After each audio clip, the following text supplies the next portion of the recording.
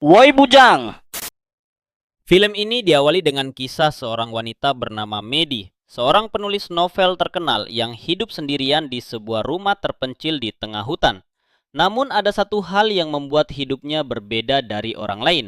Medi adalah seorang penyandang tuli sehingga ia tidak dapat mendengar suara apapun di sekelilingnya.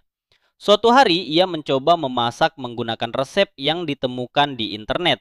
Sayangnya hasil masakannya jauh dari harapan. Di tengah aktivitasnya itu, tetangganya yang baik hati, Sarah, datang berkunjung.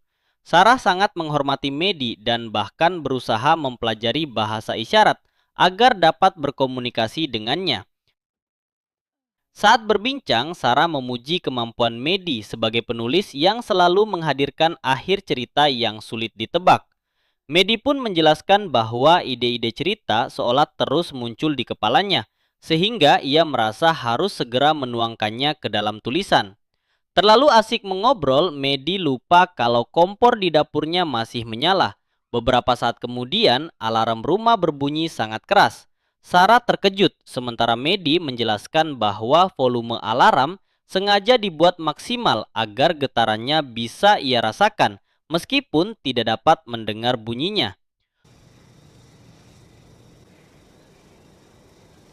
Setelah berpamitan, Sarah kembali ke rumahnya. Medi melanjutkan pekerjaannya menulis, sambil sesekali mencoba menghubungi mantan kekasihnya, Craig. Namun ia mengurungkan niat tersebut dan memilih fokus pada tulisannya. Tanpa diketahui Medi, mimpi buruk sedang dimulai. Di luar rumah, Sarah tiba-tiba dikejar oleh seorang pria bertopeng yang kemudian menyerangnya secara brutal. Sarah berteriak meminta tolong ke arah rumah Medi, tetapi semua usahanya sia-sia karena Medi sama sekali tidak dapat mendengar jeritannya. Kini sang pembunuh mengalihkan perhatiannya kepada Medi. Saat sedang bekerja di depan laptop, Medi menerima panggilan video dari saudara perempuannya. Dalam percakapan itu, sang saudara sempat melihat sosok misterius berdiri di belakang Medi. Karena merasa sedang sendirian, Medi menganggap bayangan tersebut hanyalah sesuatu yang tidak penting. Padahal pria bertopeng itu benar-benar sudah berada di dalam rumah sebelum akhirnya diam-diam keluar sambil membawa ponsel Medi. Tak lama kemudian, Medi menerima foto dirinya sendiri yang sedang duduk di depan laptop. Ia langsung sadar bahwa ada seseorang yang mengawasinya dari luar.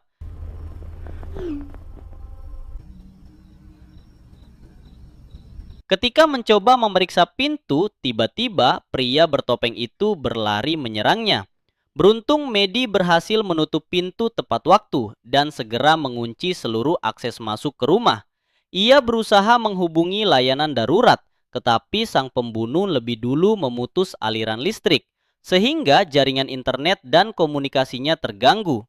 Sejak saat itu, Medi benar-benar terisolasi tanpa bantuan siapapun. Belum selesai sampai di situ, pria tersebut juga merusak ban mobil Medi agar ia tidak bisa melarikan diri. Menyadari situasinya semakin buruk, Medi menulis pesan di kaca rumah menggunakan lipstik. Ia memohon agar pelaku pergi dan berjanji tidak akan melaporkannya karena belum melihat wajahnya. Namun respon sang pembunuh justru membuat suasana semakin mengerikan. Dengan santai, ia membuka topengnya sendiri, memperlihatkan wajahnya secara langsung, seolah tidak takut dikenali. Ia tampak menikmati permainan psikologis yang sedang dilakukannya. Medi lalu mengambil berbagai benda di dapur seperti pisau dan palu untuk berjaga-jaga. Dari balik jendela, ia melihat pemandangan yang sangat mengerikan.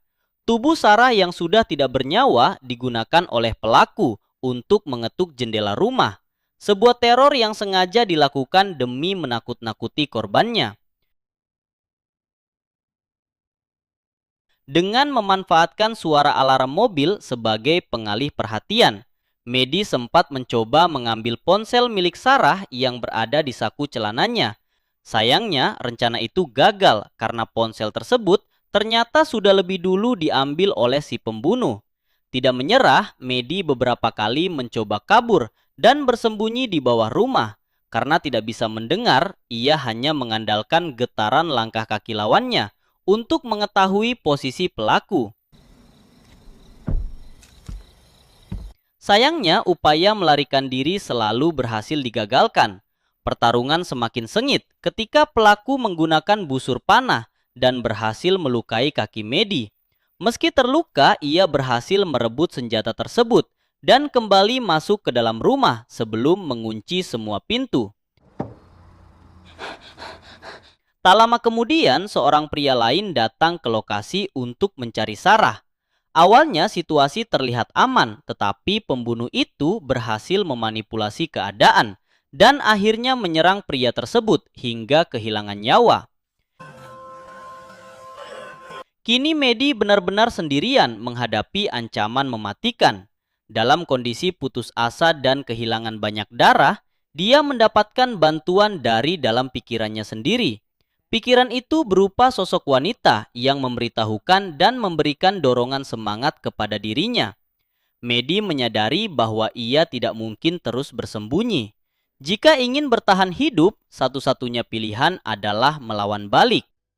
Ketika pelaku kembali mencoba masuk ke rumah, Medi memanfaatkan setiap kesempatan yang ada. Pertarungan terakhir berlangsung sangat brutal di dalam rumah. Dengan keberanian dan kecerdikannya, Medi akhirnya berhasil melukai sang pembunuh secara fatal menggunakan benda tajam yang berhasil ia raih di saat-saat genting. Pria bertopeng itu akhirnya tumbang, sementara Medi yang juga terluka parah segera mengambil ponsel dan menghubungi layanan darurat. Begitulah akhir dari Kisah Khas, sebuah film thriller yang membuktikan bahwa keberanian dan kecerdasan terkadang jauh lebih penting daripada kekuatan fisik. Di balik keterbatasannya, Medi mampu bertahan hidup melawan teror yang nyaris merenggut nyawanya. Like kalau kalian suka, luar biasa.